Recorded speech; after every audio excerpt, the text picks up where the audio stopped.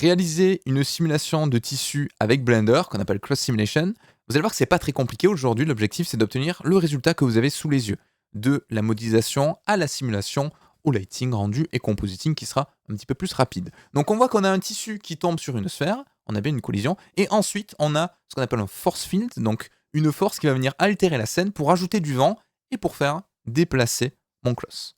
Donc on va faire tout ça pas à pas. Comme d'habitude, si jamais ça vous intéresse et que vous soutenez la chaîne avec Tipeee, le lien sera présent dans la description, vous avez accès au point blind de la scène, donc vous pouvez vous y référer si jamais vous avez loupé un petit peu un moment la vidéo, si vous voulez voir dès le début comment c'est réalisé, donc tout ça ce sera disponible en téléchargement. Donc, dans tous les cas, on va tout faire ensemble pas à pas, ne vous inquiétez pas. Donc ce que je vais faire, c'est que je vais supprimer tous les éléments de base et je vais commencer à créer ce qui va être nécessaire pour la simulation de Closs. Donc si je retourne ici, on voit qu'on a 3 éléments principaux, 4 en comptant le vent qui est juste là, mais pour le moment on va l'oublier. On a un tissu qui tombe, on a un premier collider qui est cette sphère et un second collider qui est le sol. Pour le moment, on va uniquement faire ces 2 éléments, ce sont les principaux, et on fera les autres petit à petit. Donc je vais retourner dans mon Blender. J'ai besoin de 2 choses. Je vais faire un plane, que je vais mettre juste ici, et je vais faire une sphère, que je vais mettre en 0, donc on va dire par exemple là. Premier défaut, j'aimerais que mon plane soit 2 fois plus grand que la sphère. Alors plutôt que scaler le plane, ce que je vais faire, c'est que je vais réduire un petit peu la taille de la sphère. Donc je vais aller ici, je vais me mettre en pivot 3D cursor, comme ça j'ai bien son 0 qui reste en 0. Je vais faire S 0,5, et là on est pas mal. Je vais faire clic droit, Sheet Smooth, et CTRL 3 pour ajouter un petit peu de subdivision surface et avoir un collider un petit peu plus qualitatif. Parce que tout ce qui est simulation de Closs va être très dépendant de la densité de mèches présente dans la scène. Donc je fais un petit CTRL S et je vais l'appeler par exemple Closs Tuto. N'oubliez pas de faire pas mal de CTRL S, surtout quand on fait de la simulation, parce que ça peut s'avérer assez capricieux et de temps en temps on peut avoir des surprises avec des crashs. Donc je vous le rappellerai, vous verrez le petit CTRL S s'afficher en bas à droite de temps en temps pour éviter en cas de crash de tout perdre. Donc là, on a les éléments nécessaires déjà pour faire la simulation. Maintenant, je dois dire à Blender, ce plane, c'est mon closs, et cette sphère, c'est mon collider. 2 choses à faire, c'est très rapide, vous allez voir. Je vais cliquer ici dans Physics, donc là, on a toutes les propriétés physiques des solvers Blender. Donc je vais cliquer sur Closs, et ensuite, je vais cliquer sur la sphère. Alors d'abord, si je fais espace, qu'est-ce qui se passe? Je vais juste mettre, hop là, ma timeline ici. Si je fais espace, on voit que ma simulation fonctionne. Mais Blender ne peut pas deviner que cet élément-là doit être pris en considération en collider. On peut en activer ou non. Au début, ça paraît un petit peu contre-intuitif, on a envie de tout activer en collider. Ça rajoute quand même du processus de calcul. Donc mettez uniquement en collision ce qui est nécessaire. Si j'ai une boîte au fond de ma scène ici qui sera jamais en contact avec mon closs, ça sert à rien de l'activer en collision. Là, je vais prendre ma sphère et je vais faire collision. Et là, si je fais espace, c'est magnifique. On a 2 choses qui se passent. On a mon closs qui tombe, qui rebondit un petit peu et qui se courbe légèrement. Alors comment ça se fait? Comment ça se fait qu'il se courbe légèrement? En fait, Blender, il va essayer de trianguler le mesh. Pourquoi? Alors ça dépend vraiment des solvers, mais vu qu'il courbe un petit peu le plane, là, il se passe un petit peu une aberration, un paradoxe physique. Pourquoi? Souvent, quand vous allez utiliser ce qu'on appelle des solvers, donc des processus de calcul de Closs, ils vont vous demander de trianguler potentiellement le maillage. Pourquoi? C'est plus facile pour un solver de Closs de travailler sur un maillage triangulé plutôt que sur un quad. Parce que si je prends un quad, comme j'ai ici, hein, là j'ai uniquement une seule face, et que je viens rentrer en collision avec un élément et que je dois déplacer ce point-là, voilà ce qui peut se passer. Là, je viens de créer une aberration physique. Ça ne peut pas exister dans la vraie vie, parce que j'ai une seule face avec 4 points, mais ces 4 points ne sont pas alignés. Donc ma face est dite non planaire. Donc ça, physiquement, c'est impossible. Et on constate que quand on tourne autour de l'objet, en fait, il essaie de faire une pseudo-interprétation en mettant ici au milieu une edge qui n'existe pas. Mais ça, c'est impossible dans la vraie vie. Alors que le triangle, c'est la seule forme géométrique où, quelle que soit la position de ces 3 points, sera toujours planaire. Là, vous voyez, c'est planaire. Je déplace ce point, c'est planaire. Je déplace ce point-là, c'est planaire. Donc vous pouvez essayer chez vous, hein, mais peu importe la position des points, ils seront tout le temps planaires. La seule exception, c'est si les points sont alignés ou superposés, du coup on n'est plus en géométrie 2D, vu qu'on a une droite simple. Mais voilà, quelle que soit la position des 3 points, c'est planaire, donc souvent les solvers vont vous demander de trianguler les mèches. Si jamais c'est nécessaire, avec F3, vous pouvez faire un triangulate, il va vous le faire tout seul. J'ai fait plein de tests dans Blender, et les résultats sont pas forcément concluants. En fait, il se débrouille presque mieux avec une topologie en quad, ce qui est un peu aberrant, mais je ne sais pas comment est construit le solver derrière. Peut-être que lui, il triangule automatiquement, je ne sais pas trop, mais pas besoin de se prendre la tête avec ça aujourd'hui. Par contre, une chose à faire, vu qu'on est dépendant de la topologie, c'est de rajouter des subdivisions. Et ça, on pourrait le faire directement en edit mode. On va pas le faire comme ça, on va le faire en full procédural. Donc je vais aller dans les modifiers. On remarque une chose, il a rajouté une brique close, qui indique bien que c'est un modifier de simulation de close. Qui dit modifier de simulation dit je peux le placer où je veux. Donc si je rajoute un subdivision surface, juste là, je vais le mettre au-dessus du close. Pourquoi? Parce que si je le mets au-dessous, regardez ce qui se passe. Pas grand-chose. Si je le mets au-dessus déjà, quelque chose de différent, un petit peu mieux. Pourquoi? Pour faire très simple, il va interpréter de haut à bas. Donc si vous mettez des subdivisions avant le close, ces subdivisions vont être prises en compte pour la simulation. Si vous le mettez après, elles vont être prises en compte post-simulation. Donc la densité de mesh ne sera pas interprétée par la simulation. Donc moi je vais le mettre ici, mais je vais le mettre en mode simple parce que j'ai pas envie de déformer la forme de mon mesh. Si jamais vous avez des problèmes de refresh, vu qu'on est en mode simulation, Shift, flèche vers la gauche. Ça c'est quelque chose que j'ai pas précisé mais qui est ultra important. Vu qu'on est en simulation, par défaut, quand vous allez dans cache, si vous appuyez sur espace pour faire play, Blender, en fait, vous voyez, il met en cache au fur et à mesure les images, les caches de votre simulation. Et d'ailleurs, vous le voyez ici avec la petite jauge bleue, qui indique bien que Blender, il a mis des choses en cache. Donc là, c'est un peu en mode replay, comme quand on avait fait les simulations de fluide. Donc, c'est-à-dire qu'il va le mettre en cache au fur et à mesure, mais vous verrez que par la suite, on va changer ça. Donc, ce qui signifie cache, signifie également que c'est très dangereux sur une frame déjà mise en cache de changer des informations. Par exemple, ici, si je mets 2, vous voyez, ça explose. Pourquoi? Parce que Blender, il était sur un level viewport de subdivision à 1, donc il a fait sa mise en cache comme ceci. Et là, en temps réel, je lui dis à la fois de lire un cache et d'augmenter une subdivision qui ne correspond pas au cache qu'il avait déjà en mémoire. Donc à chaque fois que vous changez de valeur ici, on est obligé de faire un shift, flèche vers la gauche, pour recalculer, jusqu'à trouver la bonne valeur. Là, vous voyez qu'on est quand même loin d'avoir quelque chose suffisamment qualitatif en termes de subdivision. Donc on peut améliorer. Moi, je vais par exemple aller sur du 5. Très important, mettre la même chose en viewport et render, pour les problématiques que j'ai expliquées juste avant. Sinon, en rendu, vous allez avoir un truc explosé. On va lire un cache qui n'a pas la même valeur de subdivision que ce que vous voulez rendre. Là, si je fais espace, vous voyez que déjà, c'est pas mal. C'est pas mal, c'est peut-être pas suffisant. On pourrait passer sur du 6, mais vous allez voir que là, on va vraiment commencer à atteindre quelque chose qui rame un petit peu. Donc, on ne va pas aller au-delà de ça. On peut quand même améliorer. Parce que là, vous remarquez qu'on a quelque chose qui est très flat, très sharp, très brut. Donc, deux choses à faire. Déjà, clic droit, Shade Smooth. C'est un petit peu mieux, mais c'est pas fou. On peut également rajouter un Subdivision Surface, non pas avant la simulation, mais après. Ce qui signifie que tous ces petits défauts, je vais venir les lisser. Si je fais un Add Modifier, Subdivision Surface, cette fois-ci juste après, je mets 2 et 2, et là vous remarquez qu'on a quelque chose qui est bien mieux. Donc là on a quelque chose qui est souple, qui est lisse, et qui fonctionne bien. CTRL S. Il fonctionne bien, mais il y en a un gros défaut. Le défaut c'est ça. Si je regarde juste ici, on a de l'interpénétration. C'est-à-dire que Blender considère effectivement que cette sphère, c'est un collider, donc il a pris en collision, mais il n'a pas ce qu'il appelle de la self-collision. C'est-à-dire que lui-même ne peut pas collisionner avec soi, ce qui est un peu aberrant, mais c'est pour gagner des performances, parce que c'est quand même très lourd de calculer de la self-collision. On va quand même le faire.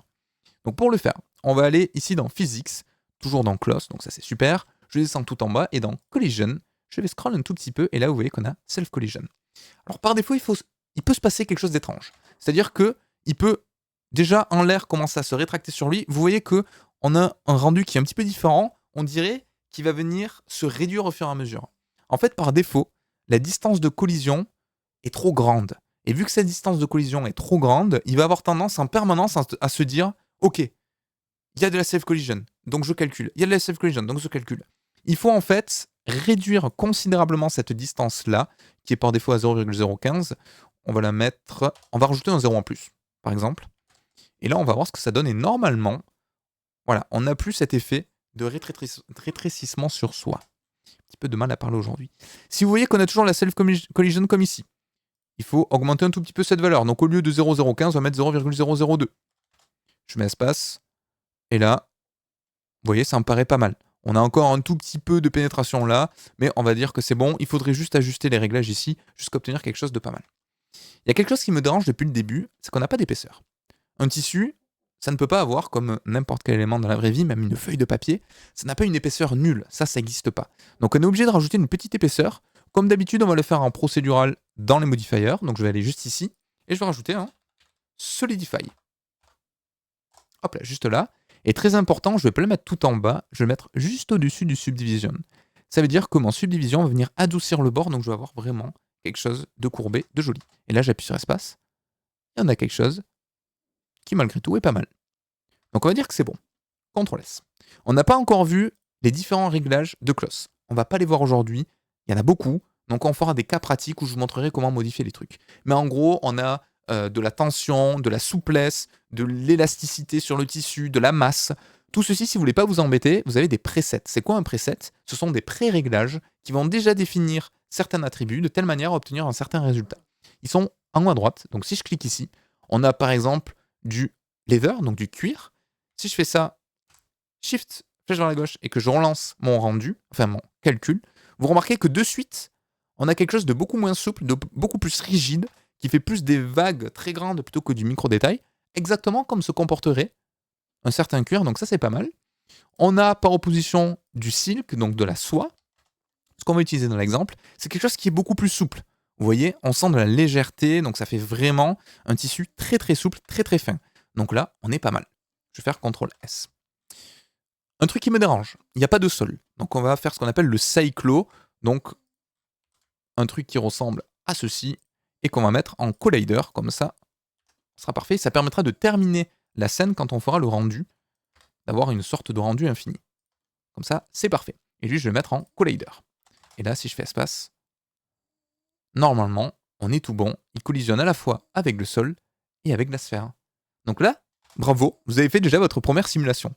Maintenant, comment je fais si je veux rajouter du vent qui me dégage un petit peu tout ça, qui dévoile la sphère en enlevant le close? Ben, on a juste à rajouter un force field. Donc je vais faire Shift A, force field de type wind, par exemple. Voilà, je vais le mettre juste là. Et je vais le mettre sur le côté. Je fais une petite rotation. Alors, très important, moi, je vais passer en Individual Origins, comme ceci. Individual Origins ou Median Point, comme vous voulez, ou même Active Elements. Là, vu qu'on va sélectionner qu'un seul truc, c'est pas très grave. Et je vais le mettre un petit peu dessous, voilà, comme ça va aider à surélever un petit peu l'élément. Pour trouver la bonne valeur, parce que là, si je fais espace, vous voyez que le vent est très léger, donc ça va pas me faire s'envoler le tissu. Ça dépend de son poids. Donc ici, en force, on va devoir l'augmenter considérablement. Alors, je pourrais, en temps réel, augmenter là, jusqu'à ce que ça bouge. Envoyez-le un petit peu bourrin. Je vous donne l'astuce. 5000, déjà, on commence à avoir quelque chose qui est intéressant, je pense. Voilà, 5000, ça permet de se faire envoler.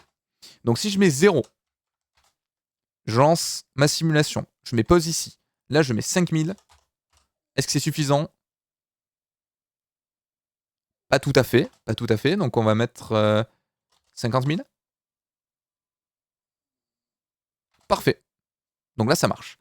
Donc ça signifie que je vais devoir animer cette intensité de vent. Parce que si je le mets dès le début, il va jamais tomber, il va s'envoler de suite. Donc je veux que mon tissu tombe et qu'ensuite le ventilateur, entre guillemets, s'active. Donc je vais aller par exemple à la frame 70.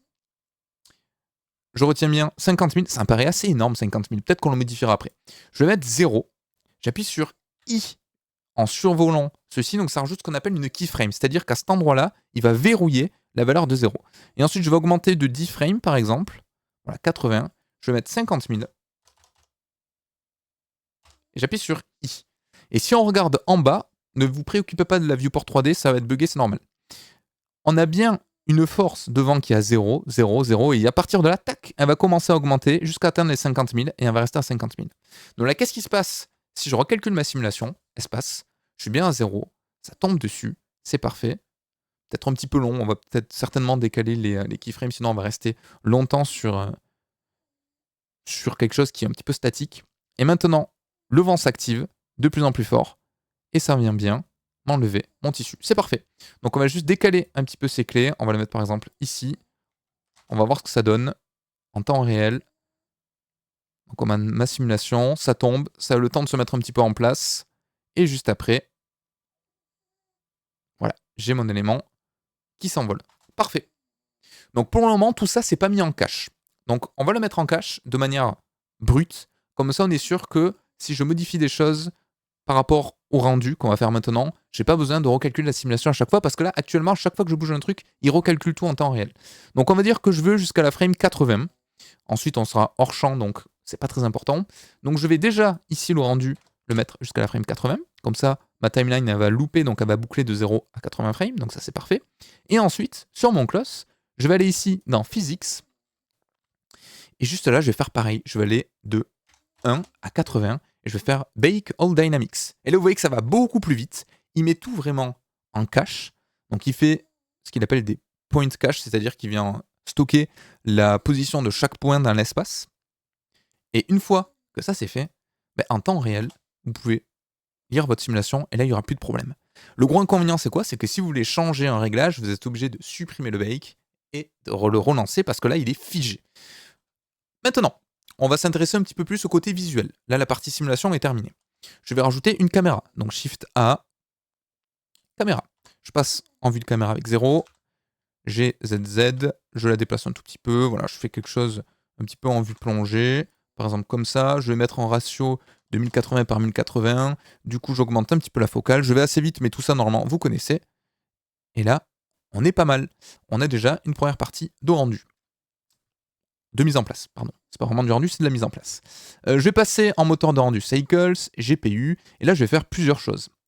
Tac, déjà je passe en mode rendu. Par défaut, on n'a rien, ça me va très très bien.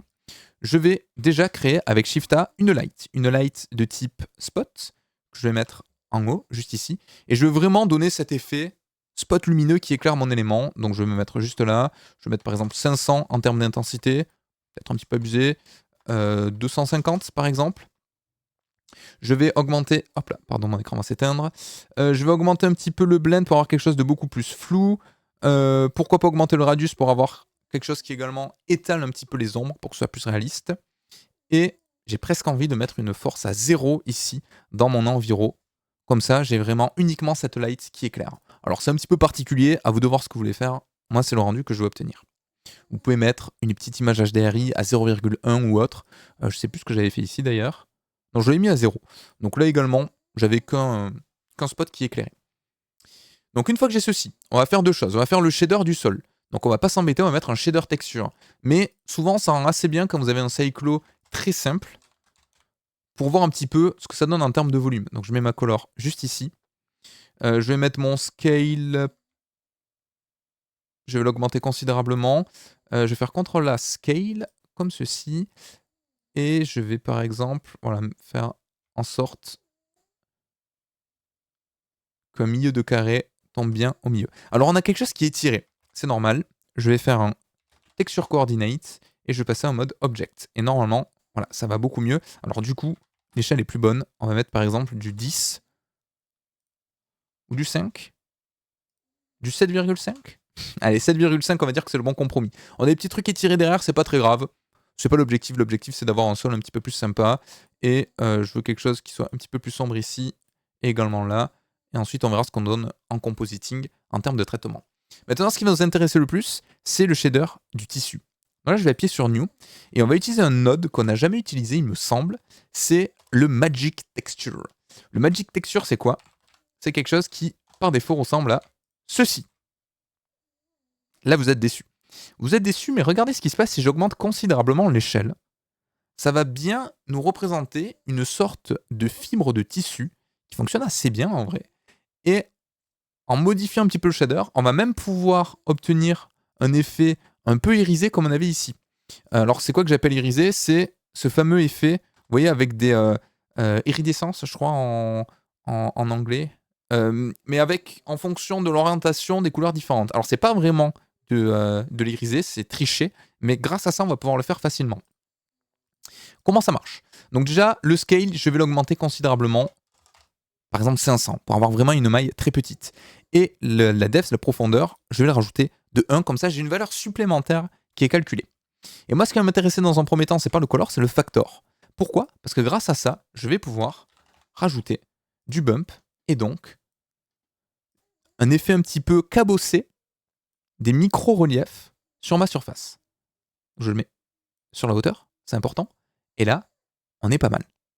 Là, vous voyez déjà, on a une sorte de fibre de tissu qui est calculée. Donc ça, c'est pas mal. Ensuite, je vais augmenter le métallique. Je vais baisser la roughness considérablement. Et là, voilà ce que j'obtiens. Alors je pourrais mettre 0,1 si jamais vous trouvez que c'est trop, ou 0,2, à vous de voir. Mais déjà là, on obtient une sorte de tissu métallique qui rend assez bien. Et pour avoir le fameux effet de changement de couleur, c'est ultra simple. Grâce au Magic Texture, on prend la color, on le met sur la base color. Et voilà ce qui se passe. Donc vous pouvez jouer sur la roughness. Moi, j'avoue que, bon, allez, 0,2, on va dire que c'est amplement suffisant. Et vous allez... J'ai entendu taper. C'est une portière d'or, ne vous inquiétez pas. Et vous allez pouvoir changer, voilà, obtenir quelque chose d'assez sympa en fonction de ceci. Alors vous pouvez changer l'échelle, si là vous trouvez que c'est un petit peu trop petit, vous pouvez mettre 250 par exemple, et en fonction de ça, ça va vous changer la taille de la maille du tissu. Donc c'est vraiment à vous de voir ce que vous voulez obtenir. Moi je crois que j'ai mis 0 en roughness dans mon exemple, ça me paraît un peu aberrant, ceci dit. Mais allez, mettons 0,2 par exemple. Voilà, je pense que c'est pas mal. 0,2 c'est pas mal. Donc voilà, là, on a à peu près tout fait sur la partie tissu, partie shader. Alors on pourrait faire le shader de la sphère également, si jamais vous le souhaitez. Alors au début, c'est totalement noir parce qu'on masque la seule source lumineuse. Donc à vous de voir ce que vous voulez obtenir. Moi, je trouve ça assez sympa. Mais on peut changer, on peut faire plusieurs rendus différents. Donc là, j'ai tout qui fonctionne. Donc c'est parfait. C'est franchement parfait. Comme d'habitude, on peut rajouter des lights, on peut rajouter un HDR si jamais vous voulez faire autre chose. On peut rajouter ici un mix color si jamais vous voulez colorer un petit peu votre tissu. Si vous trouvez qu'il est... alors on va le mettre en mode color. Si vous trouvez que les couleurs vous vont pas, on peut aller tendre vers le rouge. Bon, faites un petit peu ce que vous souhaitez par rapport à ça. Libre cours à votre imagination. Ok ? Moi, je vais laisser par défaut, je trouvais ça intéressant. Donc maintenant, très rapidement, on peut faire un compositing, hein, mais globalement, là, je pense que vous avez compris le système. Je peux également prendre ma caméra, sélectionner en Depth of Field, prendre ici, par exemple, ma sphère, baisser un petit peu le focus distance, alors pas trop, sinon ça va faire un peu n'importe quoi. On peut activer également le motion blur, si jamais vous voulez un effet de mouvement quand vous allez rendre votre animation. Et très important, hop là, en compositing, on va faire un truc ultra rapide, ultra classique. Je vais même l'activer en temps réel ici sur le Always. Je vais mettre plusieurs trucs. Je vais mettre une aberration chromatique très légère. On a tendance au début à le mettre un peu exagéré, donc je vais mettre 0,1. Après, moi j'aime bien cet effet, mais à vous de voir. Petit vignettage, vu qu'on a un format carré. Donc le factor, on va le baisser un tout petit peu. Et ultra important, on peut mettre un Tune Image. Et on va augmenter le contraste. Alors, si vous le mettez trop, on va vraiment avoir un effet ultra noir sur les zones sombres. Donc à vous de voir, je vais mettre moi 0,2 je pense. Je vais augmenter le color boost, comme ça vous voyez que l'effet de réfraction de couleur apparaît beaucoup plus. J'augmente un tout petit peu la clarity, les détails et le sharpen. Et là, on obtient le résultat suivant. Tac. Donc c'est pas mal. Chose que je vous déconseille. Vu que là, on a quand même un effet granuleux assez marqué. Alors là, le rendu est un petit peu baveux parce que je ne laisse pas le temps de calculer. Je vous déconseille d'activer le denoise, sinon regardez ce qui se passe, on perd quand même beaucoup de détails. Donc pour ce genre de cas de figure, pas de denoise, ou alors vous mettez beaucoup de samples et un petit denoise à la fin, mais ça va avoir tendance à casser un petit peu tous les détails qu'on a fait sur l'image. Donc vous remarquez qu'on a quand même l'aberration chromatique qui vient prendre pas mal de détails sur notre rendu. Bon, c'est à vous de voir un petit peu ce que vous voulez faire. Vous pouvez même rajouter, si vous le souhaitez, un léger glow. Donc on va se mettre en mode fog glow, comme ceci. Voilà, pour rajouter un petit peu de flou lumineux. Donc c'est à vous de voir. Peut-être un petit peu trop. Peut-être un petit peu trop. Mais voilà, là c'est libre cours à votre imagination. Ça, c'était la petite partie bonus. On peut également, si vous voulez, changer l'exposure si vous trouvez que c'est un petit peu trop sombre. Tac, par exemple, là, je pense qu'on est pas mal. Donc voilà. En tout cas, l'objectif aujourd'hui, c'était de voir la simulation de Kloss. Si vous êtes satisfait de ça, vous pouvez faire un render animation. Ça va vous sortir plein d'images consécutives. Par défaut, c'est en PNG. Si vous voulez changer de format, j'ai déjà fait plein de vidéos qui traitent de ce sujet-là. L'important, c'est que vous ayez compris les bases du Kloss, à savoir comment on simule un vêtement, comment on rajoute des colliders, comment on rajoute un force field, comment on vient réajuster par exemple la self collision ou autre, et vous obtiendrez le résultat que vous avez sous les yeux. Donc comme j'ai dit en début de vidéo, la scène sera disponible sur Tipeee si jamais en téléchargement, si ça vous intéresse. J'espère que ça vous aura plu, que vous avez appris des choses. Les prochaines fois, on verra simulation de drapeau, je pense, simulation de coussin, un truc qui gonfle. Il y a plein de petites options qui sont ultra importantes, notamment pour attacher certaines parties. Donc pour peindre également la partie qui est fixe, la partie qui est simulée. Si on va faire une sorte de drap qui est attaché à une corde à linge ou autre, on peut faire plein de trucs. Merci à tous d'avoir suivi cette vidéo. Merci aux tipeurs. Le nom s'affichera juste après leur nom, pardon. Je vous souhaite un bon apprentissage, un bon Blender et à la prochaine. Ciao tout le monde, à plus.